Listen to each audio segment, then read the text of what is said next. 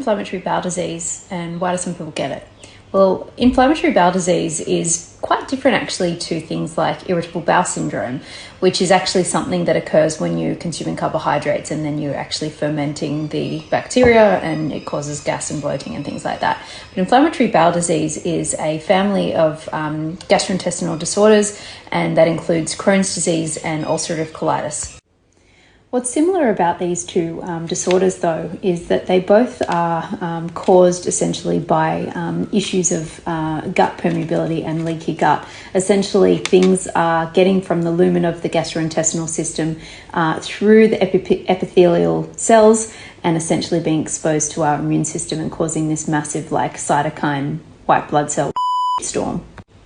Interestingly, people with inflammatory bowel disease all have the same sort of things going on, which is leading to leaky gut, and that is lower mucin, which is part of this mucous membrane, mucus layer that is in our gastrointestinal system that prevents things like bacteria from being directly kind of exposed to our cells.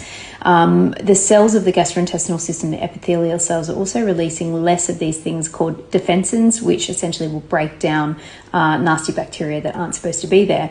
They also have less autophagy occurring, which is a very interesting one, less breakdown of old tissue and less removal and turnover essentially of cells that kind of are dead and aren't working properly. So unfortunately, other things that can add to the low mucin, the low defensin, and the low autophagy are things like the use of high NSAIDs and high antibiotic use, because that can disrupt the bacteria and can disrupt the production of things like prostaglandins, which keep the the cell membranes really healthy. Things like smoking, of course, is no surprise, but of course diet as well can be quite impactful of leaky gut too. Things like the consumption of lectins and a specific lectin that we all know of is gluten, and these things have the ability to make our epithelial cells separate and allow a gap between them, which allows things to then get through from our lumen into our bloodstream and expose our immune system to them.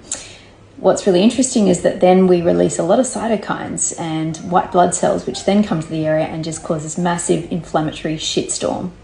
How do you know if you've got one of these gastrointestinal disorders? Well, the symptoms are going to be slightly different depending on which one you have, because of course Crohn's disease can affect more the absorption of nutrients because it's throughout the gastrointestinal system or more towards the ileum. So of course you can have some malabsorptive disorders. You might experience things like anemia, whereas ulcerative colitis is towards the latter end, and so it's more things like diarrhea and you might get a bit dehydrated, you're losing a lot of your electrolytes, things like that.